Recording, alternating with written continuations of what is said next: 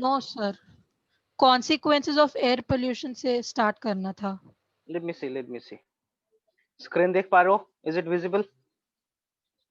Yes sir. Fine so crop and natural resources, fine ये हो चुका था।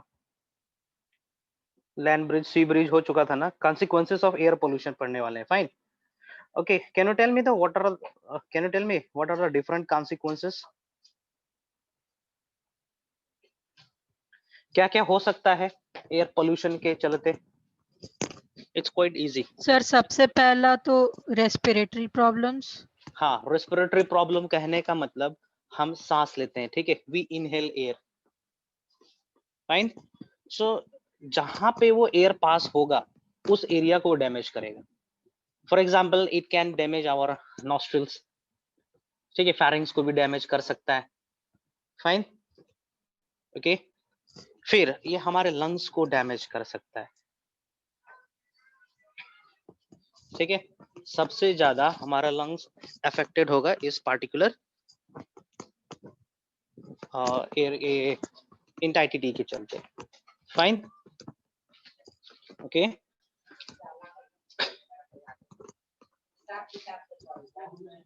कहाँ गए हम लोग?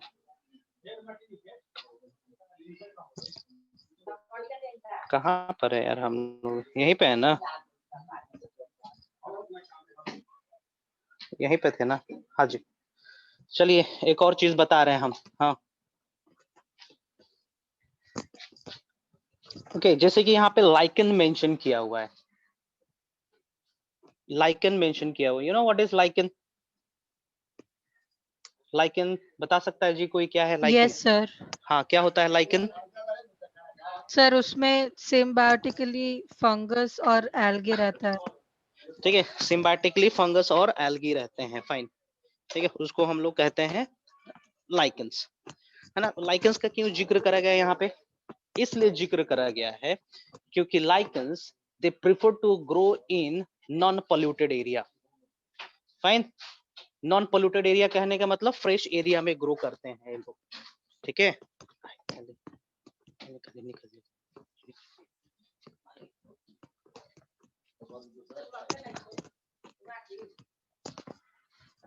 ठीक है, नॉन पोल्यूटेड एरिया में ग्रो करता है ये। फाइन, सो इसको हम लोग बोल सकते हैं इस पर्टिकुलर पॉइंट पे कि लाइकेंस वहां पे ग्रो नहीं करेगा जहां पे सल्फर पोल्यूशन प्रेजेंट होगा।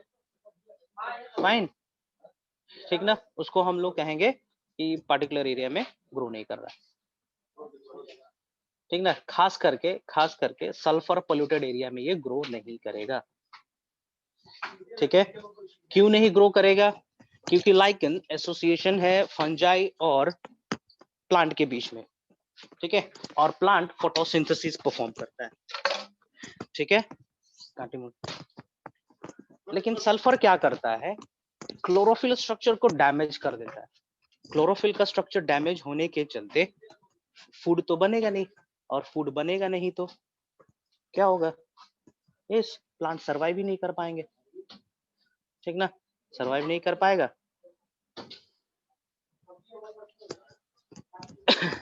ठीक ना, ये है रीजन। सो क्वेश्चन आता है why lichen can not grow in polluted area, ठीक ना। Lichen is a indicator of what, ठीक है। तो lichen is an indicator of sulphur pollution, most important. It is an indicator of, कौन सा पेज है यार ये? Page number 38। Let me mention here.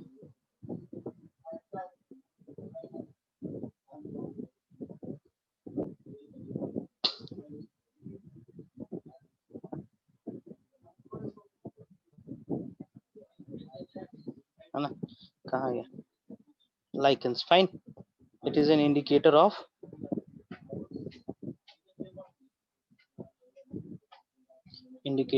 sulfur pollution. Okay, चलिए, ठीक है। हाँ, एयर पोल्यूशन के चलते एसिड रेन भी कॉज करेगा। एसिड रेन कहने का मतलब क्या है? जो प्राइमरी पोल्यूटेंट ग्लिस्टर कर रहा था ये सब, ठीक है ना, ये प्राइमरी पोल्यूटेंट ग्लिस्टर कर रहे थे atmosphere. When they comes in contact with water, ठीक है, रिएक्शन होगा and this leads to formation of acid rain. ठीक है, एसिड रेन में है क्या भैया, it is rain of weak acid, ना वीक एसिड नहीं बोलेंगे, it is a rain of dilute acid of strong acid, जैसे कि H2SO4 ये स्ट्रॉन्ग एसिड है, फाइन, HNO3 ये भी एसिड है, लेकिन ये कंसंट्रेटेड फॉर्म में नहीं रहते हैं, they exist in dilute form. Concentrated form में रहेगा तो सब कुछ जल जाएगा, फाइन, इसे एसिड रेन होता है। H2SO4 is the major contributor of acid precipitation, ठीक ना, and HNO3 marks the second, ठीक ना, H2SO4 सबसे ऊपर की ओर लाई करता है।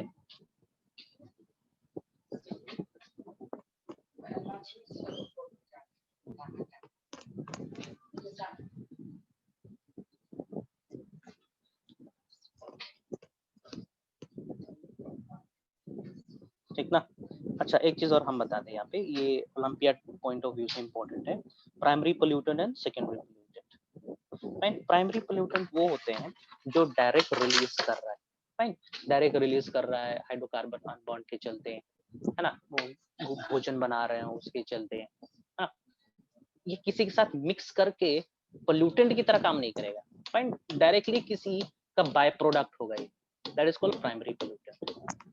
सेकेंडरी पोल्यूटेंट होता है जब प्राइमरी पोल्यूटेंट किसी दूसरे के साथ मिल जाएगा और एक तीसरा कंपोनेंट बनाएगा, ठीक ना, उसको कहेंगे हम लोग सेकेंडरी पोल्यूटेंट। फाइन, समझ में आया?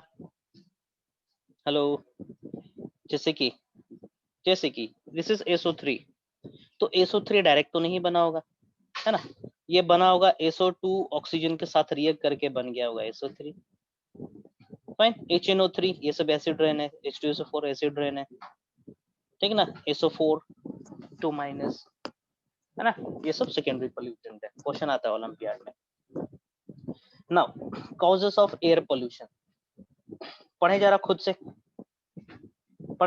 से, कॉजेस ऑफ एयर पोल्यूशन आसान है, it's quite easy, come on go ahead.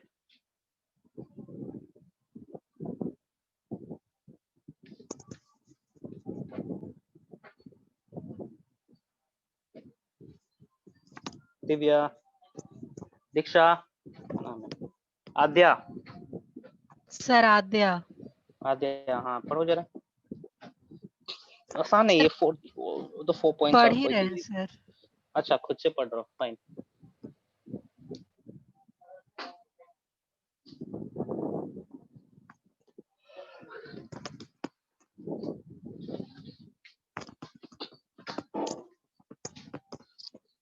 हो गया सर।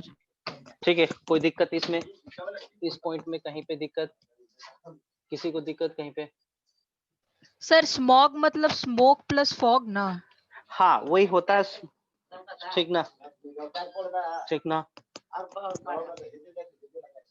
ये थोड़ा स्मोक थोड़ा सा डिफरेंस होता है ना, थोड़ा पानी पानी टाइप का होता है ये फाइन, यही है और कुछ नहीं, समझे? स्मोक ज्यादातर इसकी क्या बोलेंगे, टर्बिडिटी इसका बहुत ही ज्यादा होता है, टर्बिडिटी ये ज्यादा होगा, कहने का मतलब ज्यादा डेंस होता है, समझ पाए? डेंस कहने का मतलब क्या है यहाँ पे?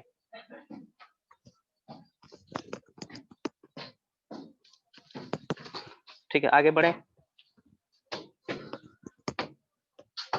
शall I move? सर ये डेंस कहने का मतलब नहीं समझे।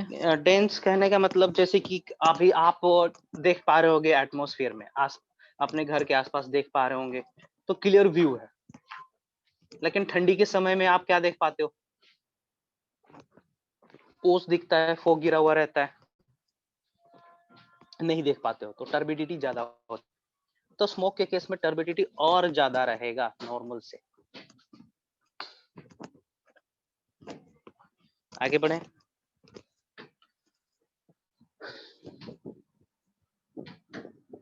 आगे बढ़े, यस सर। फाइन, ये सो हो जाएगा, यू कैन डू। ये कहाँ से आ गया?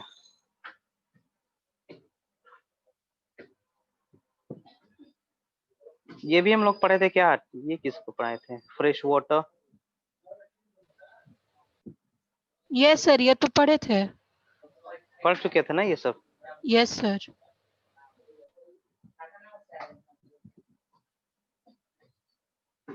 कहाँ से हम लोग पढ़ रहे हैं यार?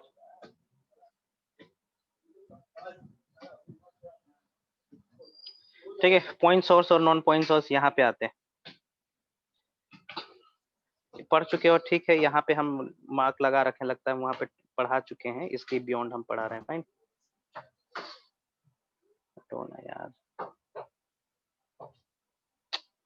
Oh my God,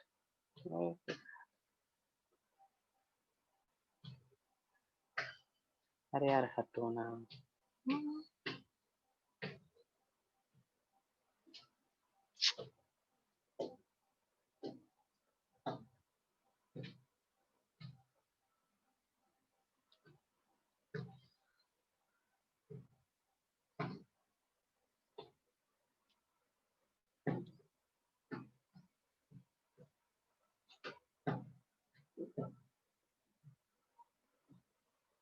wait man, थोड़ा हैंग हो रहा है system.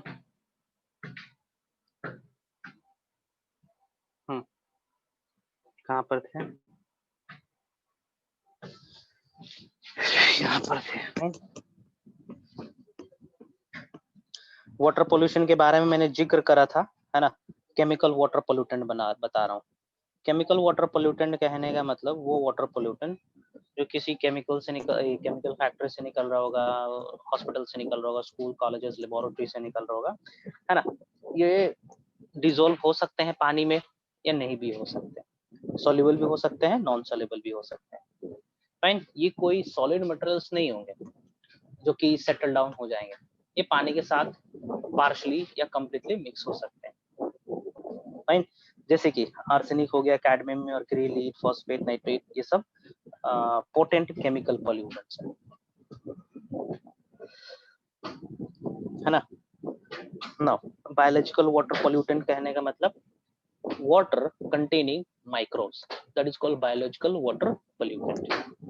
Fine, physical water pollutant कहने का मतलब पानी के अंदर कंकड़ रहना, प्लास्टिक्स रहना, है ना? वो चीज जो डिसॉल्व नहीं कर सकते, आसानी से छन सकते हैं, नीचे सेटल डाउन हो जाएंगे, है ना? Out of this it is quite difficult to extract the chemical pollutant. Physical pollutant को निकालना आसान है, जैसे कि पानी के अंदर लकड़ी पड़ा हुआ निकाल सकते हैं, प्लास्टिक पड़ा हुआ निकाल सकते हैं, है ना? आयरन है, उसको निकाला जा सकता है। लेकिन केमिकल प्रेजेंट है तो it is quite difficult to filter that water. Biological कहने का मतलब वाटर कंटेनिंग लाइफ, बैक्टीरिया है, वायरस है, प्रोटोजोन्स है, फिशेस है ना? इसको कहेंगे हम लोग biological water pollution. Point and non point source of water pollution. Point source कहने का मतलब होता है निर्धारित जगह से गंदा पानी आ रहा है, जैसे कि म्युनिसिपैलिटी से आ रहा है, निर्धारित है भैया, हाउसिंग से निर्धारित है, ये पानी आना ही आना है, स्कूल से, लेबोरेटरी से, है ना? वहां से पानी आना ही आना है, गंदा पानी आना ही आना है, लेदर इंडस्ट्री से आना ही है, that is called non point source, sorry point source कहेंगे इसको। नॉन पॉइंट कहने का मतलब चलते फिरते कहीं से छुट्टे में गंदा पानी आ गया कहीं से। फॉर एग्जाम्पल एक ग्राउंड है, बहुत बड़ा प्ले ग्राउंड है ना? उस प्ले ग्राउंड में मान के चलो होली ऑर्गेनाइज करा गया, है ना? फेस्टिवल होली ऑर्गेनाइज करा गया, तो होली के दौरान वाटर से रिलेटेड काम होना है ना? है ना?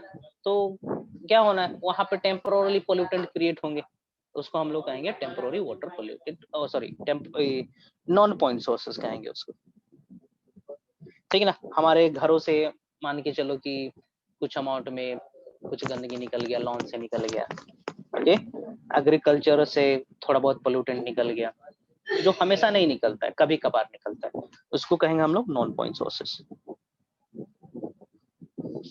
ठीक है? कंस्ट्रक्शन साइट हमेशा तो नहीं होता है, ठीक ना?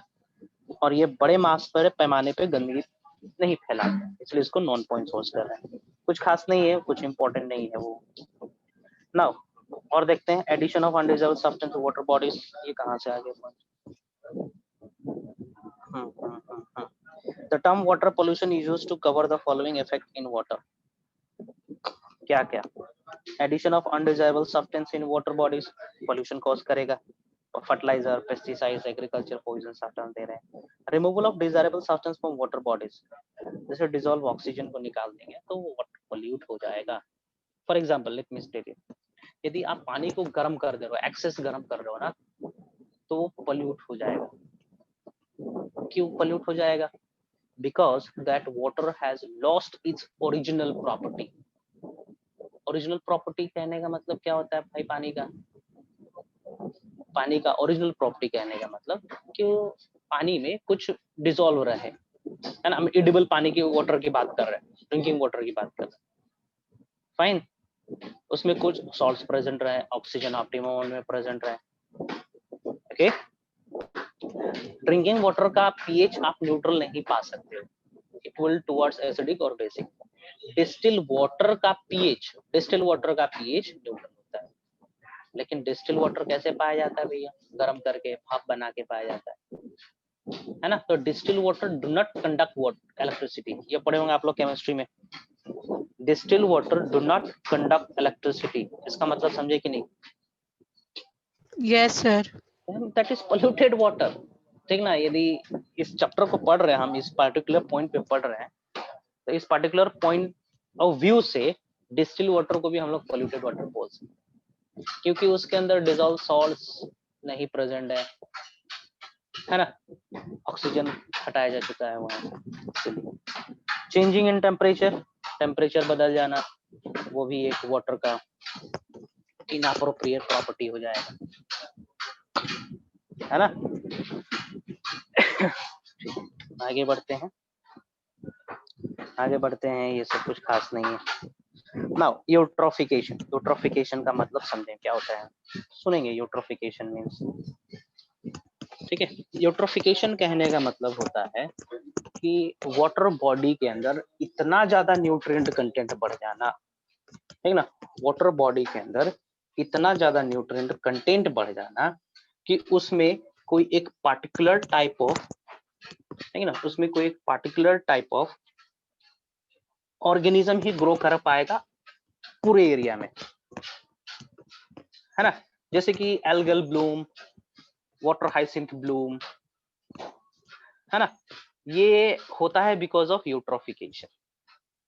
यूट्रोफिकेशन कहने का मतलब होता है वाटर बॉडीज में न्यूट्रिएंट कंटेंट बढ़ जाना.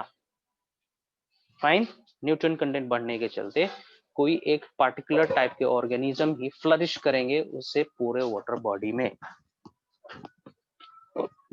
फाइन. नाउ तो भैया वाटर बॉडी में न्यूट्रिशन, भोजन गया कैसे? तो जाता है एग्रीकल्चर रन ऑफ से वॉश आउट होके, है ना. एग्रीकल्चर रन ऑफ के कुछ पानी चले गए, हमारे हाउस होल्ड के कुछ पानी चला गया वहां पे, है ना. तो हमारे किचन से जो पानी निकलता है उसमें बहुत सारे न्यूट्रिएंट डिसॉल्व रहता है ना. जाके इकट्ठा होता है तालाब में, ठीक है. तालाब का न्यूट्रिएंट कंटेंट बढ़ जाता है और जिसके चलते एक पर्टिकुलर टाइप ऑफ ऑर्गेनिज्म की ग्रोथ होती है. That is called eutrophication.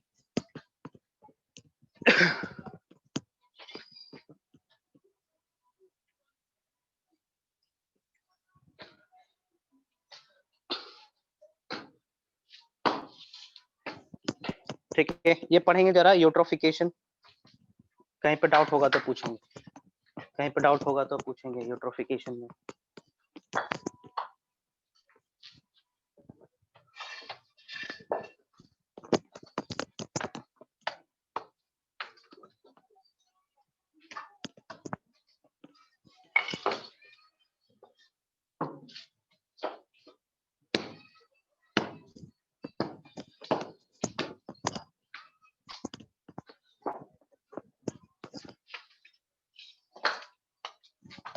Tell me once you are done with this.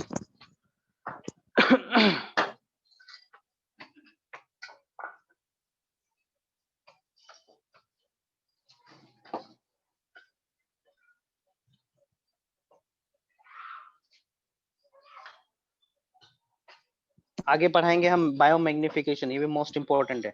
इस चैप्टर में यूट्रोफिकेशन, बायोमैग्निफिकेशन, ठीक है ना, ये इंपॉर्टेंट है।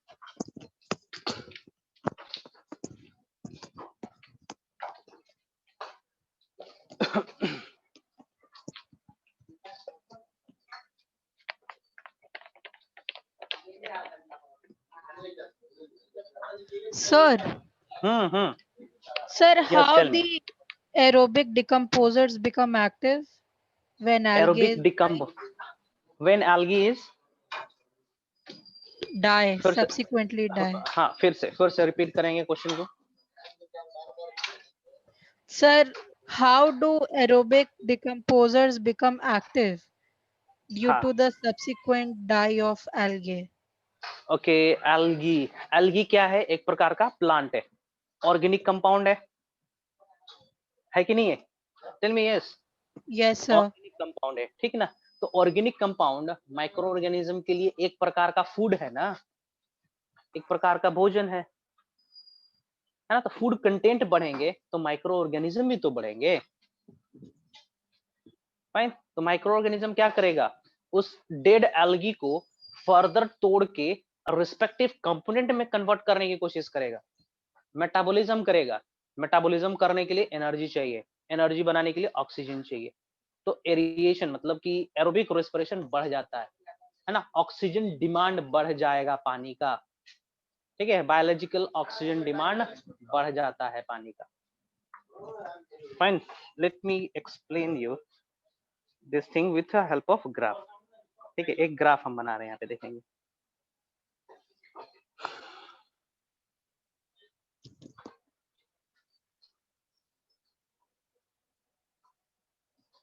This is graph for dissolve oxygen. Dissolve oxygen. Sir, screen share नहीं हो रहा है. Okay, let me.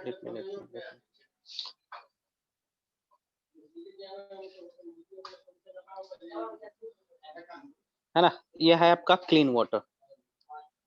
इस तरफ क्लीन वाटर है एक्स एक्सिस में, और वाई एक्सिस में हम दिखा रहे हैं दो कंपोनेंट, ठीक ना, dissolve oxygen and BOD, biological oxygen demand. Fine, इस तरफ दिखा रहे हैं। सो ये रहा डिसॉल्व ऑक्सीजन। यहाँ पे हम रिलीज करा impure water, dirty water, sewage water, जो भी लिखना चाहे, हम यहाँ पे रिलीज कर रहे थे। पानी बहते जा रहे हैं इस डायरेक्शन में, है ना। तो स्टार्टिंग में पानी के अंदर, गंदा पानी के अंदर डिसॉल्व ऑक्सीजन कम रहता है, बाहर से बायोलॉजिकल ऑक्सीजन डिमांड ज्यादा रहता है। बाहर से ऑक्सीजन की डिमांड ज्यादा होता है गंदे पानी में, क्योंकि गंदे पानी में न्यूट्रिएंट ज्यादा है, एल्गी मरा पड़ा है, और भी बहुत सारे फूड मटेरियल्स है, उसको डिग्रेड करने के लिए ज्यादा ऑक्सीजन चाहिए। तो बाहर से ऑक्सीजन की डिमांड बढ़ेगी, ठीक ना। धीरे धीरे न्यूट्रिएंट घटता जाएगा, तो बाहर से ऑक्सीजन लेने की टेंडेंसी कमता जाएगा, और उस समय पानी के अंदर डिसॉल्व ऑक्सीजन ऑप्टिमम अमाउंट में आ जाता है। ग्राफ समझ में आया?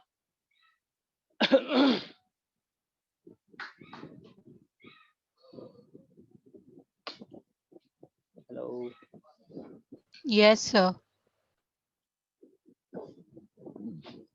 ठीक है, यही होता है। अब समझ में आया क्यों एल्गी मरने के चलते एरिएशन या एरोबिक रेस्पिरेशन बढ़ जाता है? Yes, sir. ओके फाइन, बाकी लोग भी पूछ लेंगे ना। बायोमैग्निफिकेशन कहने का मतलब क्या होता है? ओके, जैसे कि agricultural waste, non biodegradable waste, खेतों से, इंडस्ट्री से, लेबोरेटरी से, स्कूल लैब से, हॉस्पिटल से वॉश आउट होते होते मान के चलिए वाटर बॉडी में जा रहा है। तो वाटर बॉडी में जा रहा है तो कोई ना कोई तो उसको कंज्यूम कर रहा होगा ना, living system. Yes, those non-biodegradable substances are taken up by phytoplanktons. कौन एब्जॉर्ब करेगा? phytoplanktons, ठीक है। They are plant like minute organism, they are plant like, ठीक है, plant like minute organism. Fine, that is phytoplanktons. तो phytoplanktons के अंदर कुछ नॉन बायोडिग्रेडेबल वेस्ट गया, है ना। ये नॉन बायोडिग्रेडेबल वेस्ट कुछ हार्मफुल होते हैं, फाइन, इतना याद रखेंगे। सो फाइटोप्लैंक्टॉन्स बहुत सारे नॉन बायोडिग्रेडेबल सब्सटेंसेस का कंजम्पशन करेंगे, 4 5 6 7 8 यूनिट में। अब इसको खाता है जू प्लैंक्टॉन्स, है ना। इसको कौन खाएगा? जू प्लैंक्टॉन्स, जैसे कि फाइटोप्लैंक्टॉन्स,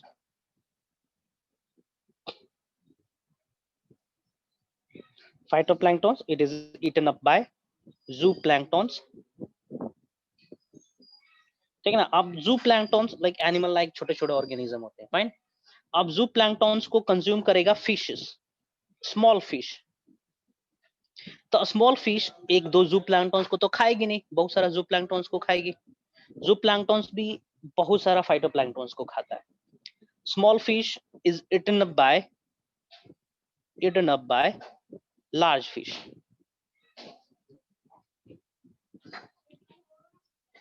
ठीक है। बड़ी मछली खानी है तो बड़ी मछली एक छोटी मछली को तो खाएगी नहीं, बहुत सारा खाएगी, है ना। यहाँ पे था आपका नॉन बायोडिग्रेडेबल सब्सटेंसेस,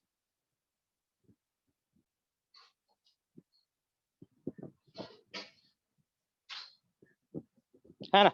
इसने इसको खाया, फाइन, इधर से इधर ट्रांसफर हुआ, इधर से इधर ट्रांसफर हुआ, इधर से इधर ट्रांसफर हुआ।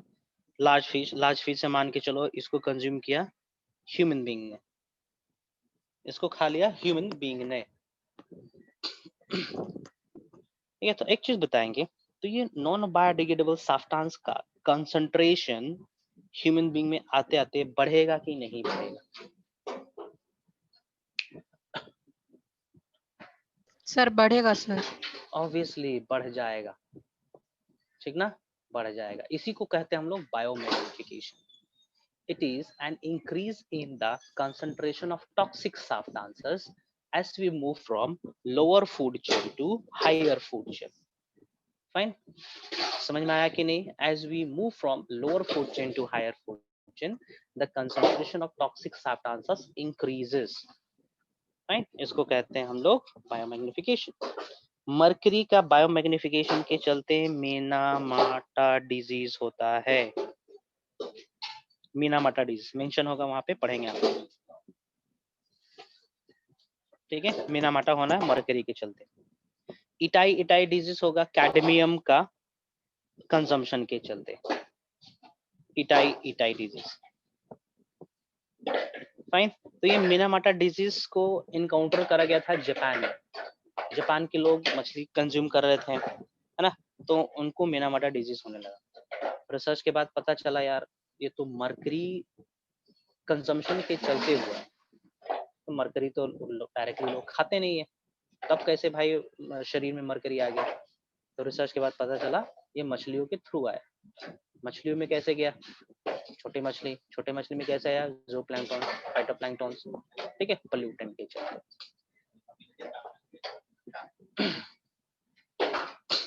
ठीक ना।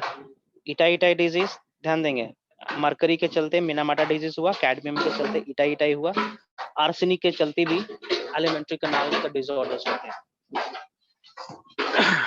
ठीक है। एलिमेंट्री कैनाल डिसऑर्डर्स होते हैं बिकॉज ऑफ आर्सेनिक, ठीक है, आर्सेनिक पोल्यूशन के चलते। चलिए आगे बढ़ते हैं। देखो जरा यही सब चीज लिखा होगा बायोमैग्निफिकेशन में, ठीक है, कहाँ यहाँ तक लिखा होगा। सो पढ़ेंगे, ये मैं पेज यहाँ पे रखा हुआ हूँ, पढ़ेंगे आप लोग,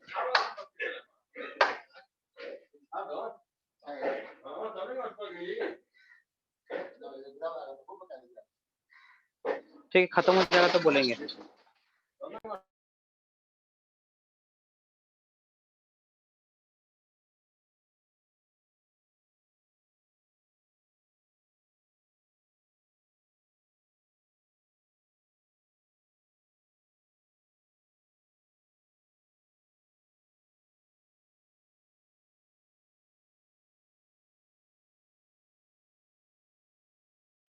सर बायोमैग्निफिकेशन का डेफिनेशन वो बता दीजिए ना।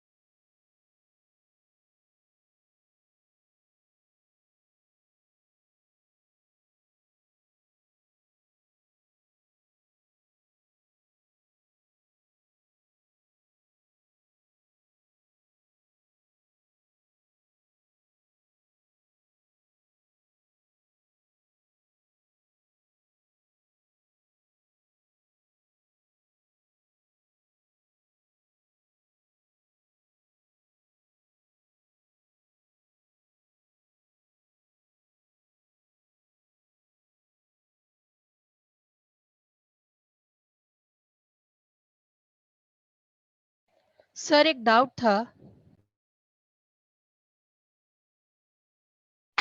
हाँ पूछेंगे। सर फाइटोप्लैंक्टन कंज्यूम कैसे करेगा नॉन बायोडिग्रेडेबल वेस्ट, क्योंकि वो तो डिकम्पोज तो होगा नहीं। Okay, non biodegradable waste decompose नहीं होगा, लेकिन कुछ तो होगा। अब मान के चलो कार्बन डिकम्पोज नहीं होगा, लेकिन कार्बन तो एसिटिस रहेगा ना, कार्बन तो है ना। उसी की तरह मरकरी तो फर्दर डिकम्पोज नहीं होना है, बट मरकरी नामक कुछ वस्तु तो होना है ना, एग्जिस्ट तो करेगा ना। Yes sir. हाँ, तो उसी का कंजम्पशन की चलती है सब प्रॉब्लम होना है।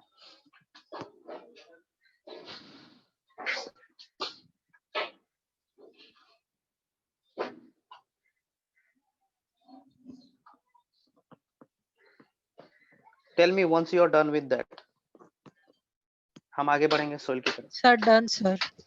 ओके फाइन, सोइल देखते हैं, ठीक ना।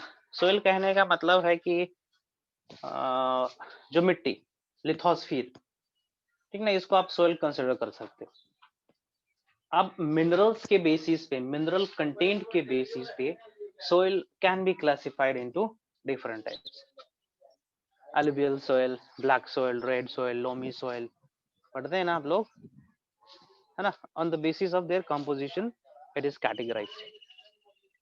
fine, समझे, समझे कि नहीं? Yes sir. ओके फाइन, सो ये पढ़ेंगे जरा। सोइल का ज्यादा डिफिकल्ट नहीं है, पढ़ो जरा अपने से ये वाला स्टेप यहाँ से।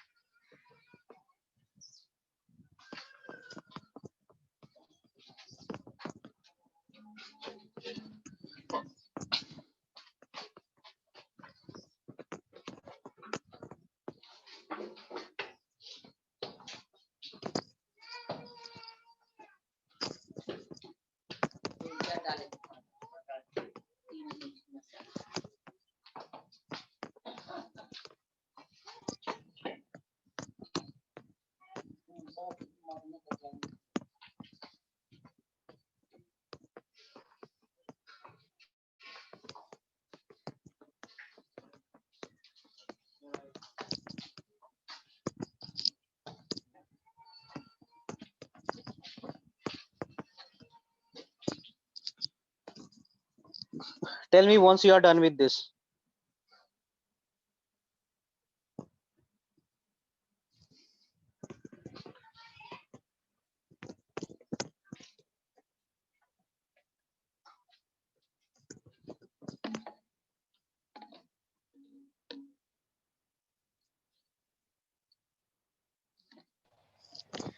Sir, how does soil decides the diversity of life in an area? यार तुम किस तरह के क्वेश्चन पूछ रहे हो यार।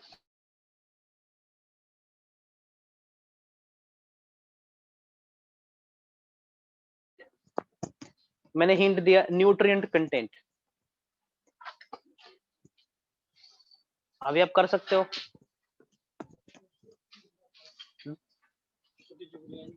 Yes, sir.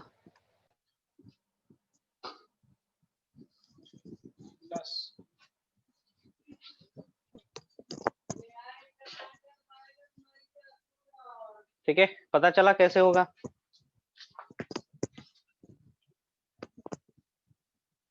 पता चला कैसे होगा? आप यस मान के सर। चलो कि फर्टाइल सॉइल है, फर्टाइल सॉइल है, उसका न्यूट्रिएंट कंटेंट ज्यादा है, ऑब्वियसली उसके पास माइक्रो ऑर्गेनिज्म भी ज्यादा होंगे, है कि नहीं, है ना। हम मान के चलो कोई ऐसा सॉइल है जिसके पास फर्टिलिटी है ही नहीं, तो उसका डाइवर्सिटी कम होगा, वीक होना है कि नहीं, वो लेस डाइवर्स होगा, सिंपल लॉजिक है, ठीक है। चलो आगे बढ़ो।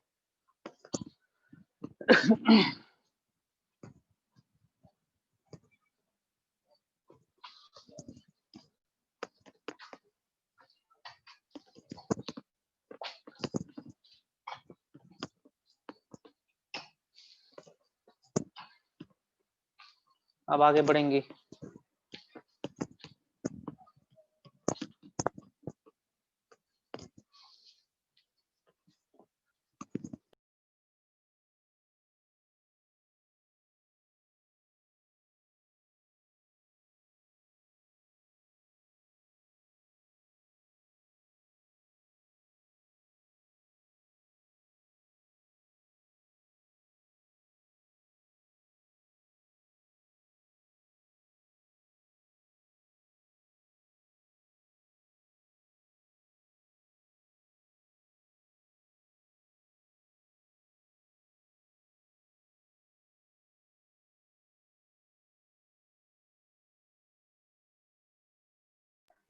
Shall I move forward? Adya, yes sir. चलिए प्रोफाइल देखा, सॉइल प्रोफाइल करते हैं अभी हम लोग होगा कहीं पे, complex mixture of organic, inorganic, water, air, living organism, ये सब पढ़ते हैं। Now let's see soil profile. ठीक है, सॉइल प्रोफाइल कहने का मतलब है कि यदि हम एक ट्रांसवर्स सेक्शन लेते हैं, ठीक ना, लिथोस्फीयर का ट्रांसवर्स सेक्शन लेते हैं, तो we will be able to observe different layers on that lithosphere region ना, तो the collection of different layers of soil can be considered as the soil profile, ठीक ना। ये एक डेफिनेशन हो सकता है सॉइल प्रोफाइल का, और भी तरीके से आप डिफाइन कर सकते हैं, ठीक ना। सॉइल प्रोफाइल बताता है कि किस प्रकार के कॉम्पोजिशंस है सॉइल के अंदर, कौन से मटेरियल्स कितने अमाउंट में प्रेजेंट है, सॉइल प्रोफाइल ये डिसाइड करता है, ये बताता है। ओके, सो जैसे कि सॉइल प्रोफाइल को हम लोग बांट रखे, A horizon, B horizon, C horizon and D horizon. Fine, horizon A is the top soil, ऊपर वाले लेयर को हम लोग कह रहे हैं ए होरिजन, टॉप सॉइल जिसको कह रहे हैं। ये डार्क होता है, लूज होता है ना। लूज इसलिए होता है क्योंकि उसके ऊपर प्रेशर नहीं पड़ रहा है, इसलिए लूज है। ब्लैक इसलिए है क्योंकि कंटिन्यूअसली उसके ऊपर कोई ना कोई कंपोनेंट का एडिशन होते जा रहा है, डेड एंड डिकेइंग प्रोसेस होते जा रहा है वहां पे, इसलिए वो डार्क कलर का है। Fine, plant and animals matter contain as the surface of this horizon forming a litter, below the litter is the humus। litter कहने का मतलब होता है पेड़ पौधे के जो पत्ते गिरे हुए हैं, पेड़ पौधा एक्सक्रीटा है, एनिमल डेड किए हुए हैं, है ना, उस लेयर, उस सब्सटेंसेस को हम लोग लिटर कहेंगे। वो जब डिग्रेड हो जाएगा then it comes convert into humus. Humus आप कंसीडर कर सकते हो कि लूज रीजन है, सॉफ्ट होता है, अब दबाओगे तो दब जाएगा, है ना, वाटर होल्डिंग कैपेसिटी ज्यादा होता है, न्यूट्रिएंट कंटेंट भी ज्यादा है उसका। The rest of the horizon is rich in organic and mineral content. The horizon B has soil particle smaller and usually more compact than in the horizon C.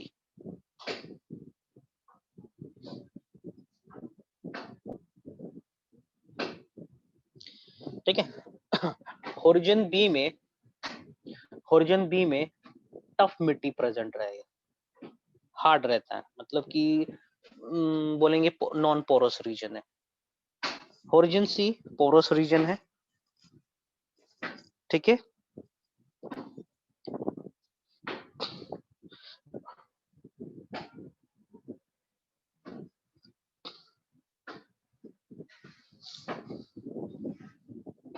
उतना कुछ खास नहीं है, पढ़ सकते हैं आप लोग भी, पढ़ो जरा, जो नहीं समझ में आएगा पूछेंगे।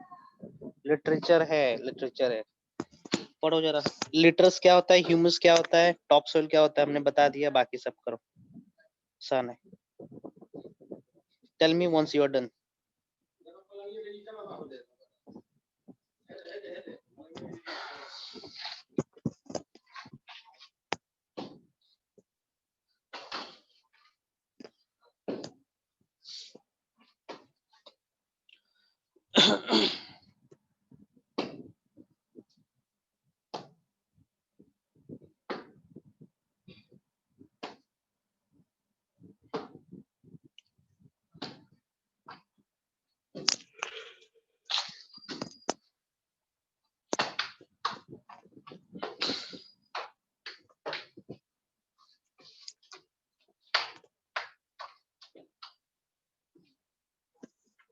Adya, tell me beta once you are done with these statements. कभी कभी हो सकता है सॉइल प्रोफाइल का डायग्राम दे दे और आपको लेबलिंग करना पड़े, ये भी हो सकता है।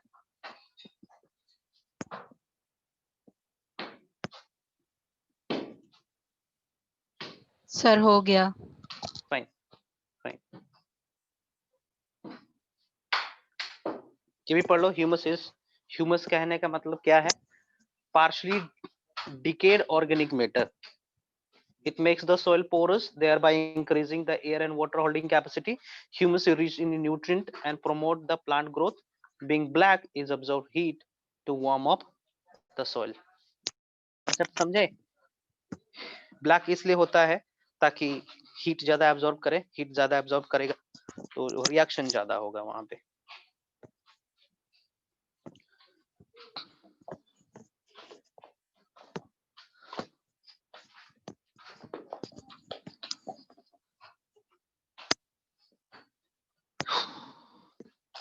ठीक है, और जैसे कि मैंने बताया पोरस होता है, वाटर होल्डिंग कैपेसिटी ज्यादा होता है इसके पास ना।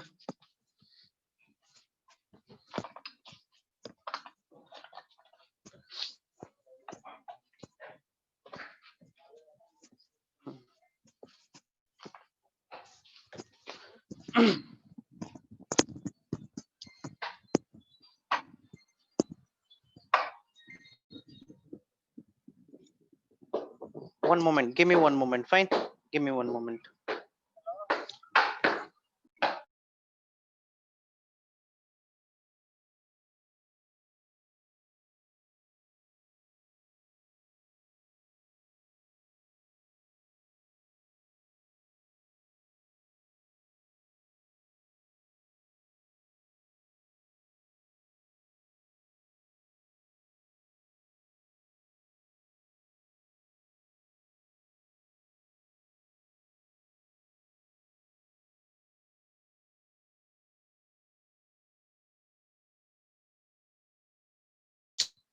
Okay, Adya, yes. ये जरा हम जाके लिखे कि भेजवा के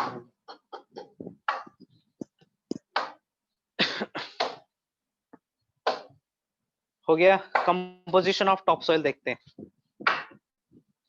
ठीक है, टॉप सॉइल के पास होता है gravel, sand particles, slit particles and clay particles.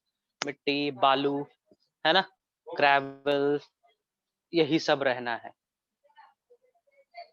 ठीक ना, यही सब प्रेजेंट रहना है। फाइन, एक चीज। दूसरा चीज, ये सब रहता है तो कितना कंसंट्रेशन में रहेगा, कितना अमाउंट में रहेगा। फाइन, ये इनके साइज कितने होंगे, है ना, ये सब भी देखते हैं। जैसे कि ग्रेवल, ग्रेवल कहने का मतलब होता है लार्ज साइज स्टोन्स।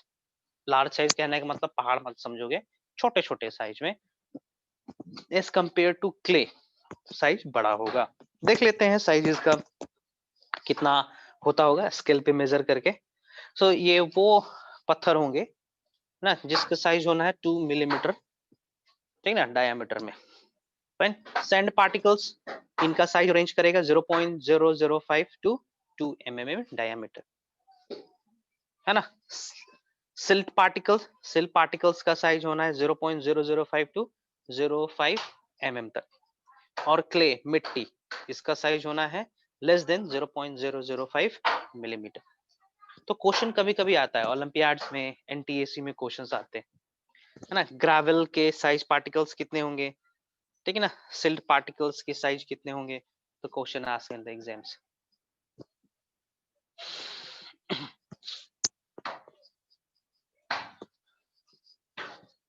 ठीक है, ठीक है। Now types of soil, types of soil किसके रिस्पेक्ट में, depending upon the type of depending upon the amount of these elements present in the soil। Gravel कितना प्रेजेंट है, सैंड कितना प्रेजेंट है, सिल्ट पार्टिकल कितना प्रेजेंट है, clay कितना present है ना। इनके कंपोजिशन के बेसिस पे, इनके अमाउंट के बेसिस पे, है ना, मिट्टी को बांटा गया है, ये सॉरी सोइल को बांटा गया है अलग अलग टाइप्स में। ठीक ना, आज हम यहाँ तक, ठीक है। सोइल पोल्यूशन तो नहीं होना है, ठीक है। Will discuss up to 4:30 only, जल्दी छोड़ देंगे क्योंकि आप लोग जूनियर क्लासेस है, जूनियर क्लासेस में कम ही क्लास लेते हैं बायोलॉजी में।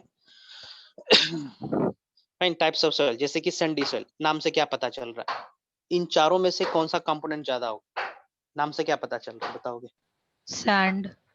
ऑब्वियसली इट कंटेन्स, ठीक ना, large proportion of sand particles. और सैंडी सॉइल अच्छा नहीं होता, इसलिए अच्छा नहीं होता क्योंकि इसकी वाटर होल्डिंग कैपेसिटी बहुत ही पुअर होती है ना। ये पानी को पकड़ के रखता ही नहीं है, तुरंत पानी को लूज कर देता है, फाइन, इसीलिए अच्छा सॉइल कंसिडर नहीं किया जाता है। डेजर्ट एरिया में प्रेजेंट रहता है ये। Next is clay soil. Clay soil कहने का मतलब मिट्टी वाला सॉइल, ज्यादा मिट्टी है इसके पास, सिर्फ मिट्टी ही मिट्टी है। तो ज्यादा मिट्टी होने से पोरस नहीं होगा, पोरस नहीं होगा तो पानी अंदर तक पेंट्रेट ही नहीं कर पाएगा, रूट को भी बहुत तकलीफ से, ठीक ना, पेंट्रेशन करने का मौका मिलता है, बहुत डिफिकल्ट से पेंट्रेट करता है सॉइल के अंदर। सो ये भी बेस्ट नहीं है एग्रीकल्चर के लिए। हाँ, वाटर के लिए सही है, पॉट बनाने के लिए सही है, fine. Next is loamy soil। Fine.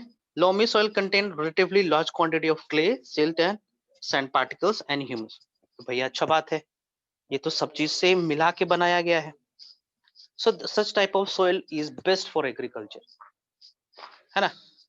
पानी रिटेन कैपेसिटी भी है, रूट पौधे के रूट आसानी से इसको पेंट्रेट भी कर सकते हैं, फाइन। नेक्स्ट देखते हैं मेजर टाइप्स ऑफ सॉइल्स इन भारत। क्या क्या कौन से प्रकार के सॉइल भारत में पाए जा रहे हैं, देखते हैं। Black soil, red soil, desert soil, mountain, alluvial and laterite soil. ठीक है, इतने प्रकार के सॉइल अपने भारत में पाए जाते हैं। I am living over here, today is what 19th ना, फाइन, मैं यहाँ पे लिव कर रहा हूँ। In next class will continue from here, fine. Aadya, Aadya, sir वो बुक का नाम भेज देते ना जिसको रेफर कर सकते। I have to ask them, ठीक है ना। मैंने पहले प्रिस्क्राइब करी थी, right now I am not recalling that one, ठीक ना। I have to ask, one student is there in Russia, I have to ask from her. आपको पर्टिकुलरली कौन सा बुक चाहिए, ह्यूमन फिजियोलॉजी का चाहिए, कौन में, किस में इंटरेस्टेड हो? और ई बुक अवेलेबल होगा तभी ना खरीद पाओगे आप, फेच कर वही, पाओगे, यस पब्लिक सर। डोमेन पे अवेलेबल होगा तब ना। नहीं तो मेडिकल की बुक बहुत महंगी आती है, 5,000, 6,000, 10,000, ठीक है, महंगी आती है किताब। सर ई बुक पे तो रेंट पे भी ले सकते हैं उसको। देखते हैं, let me ask them, fine. आप टॉपिक बताएंगे, टॉपिक आप क्या बताओगे, ह्यूमन फिजियोलॉजी का मैं देखता हूँ, फिजियोलॉजी, यस सर। या फिर इम्यूनोलॉजी पढ़ना है तो क्यूबे है, क्यूबे पब्लिक डोमेन पे अवेलेबल है, क्यूबे इम्यूनोलॉजी का है, इम्यून सिस्टम से रिलेटेड है। सर ह्यूमन फिजियोलॉजी का, ह्यूमन फिजियोलॉजी का आप एक काम करेंगे, कोई भी टॉपिक आपको पढ़ाई करना है, है ना, तो उसको टाइप करें, गूगल पे टाइप करेंगे और एंड में करेंगे बायोलॉजी डिस्कशन। ठीक है, आपका टॉपिक यहाँ पे करेंगे, आपका टॉपिक यहाँ पे रखेंगे, फिर बाद में टाइप कर देंगे बायोलॉजी डिस्कशन। फॉर एग्जाम्पल आपको पढ़ाई करना है human digestion, just type on Google human digestion biology discussion, enter करें, बायोलॉजी डिस्कशन का पेज खुलेगा, उसमें आप ह्यूमन डाइजेशन को आसानी से पढ़ सकते हो। फाइन। जूलॉजी नोट्स है ना, इस पे भी आप अपना क्वेरी को खोज सकते हो। पबमेड है, ठीक है, ये बहुत बड़ा डाटाबेस है पबमेड, इस पे बहुत सारे किताबें अवेलेबल है, आर्टिकल्स अवेलेबल है, आप यहाँ से भी स्टडी कर सकते हो। फाइन, मैं फिर भी देखता हूँ, if she has some e book I will make you available for you. Yes, ठीक है, sir. I will make available for you. Okay good, fine, I am signing of.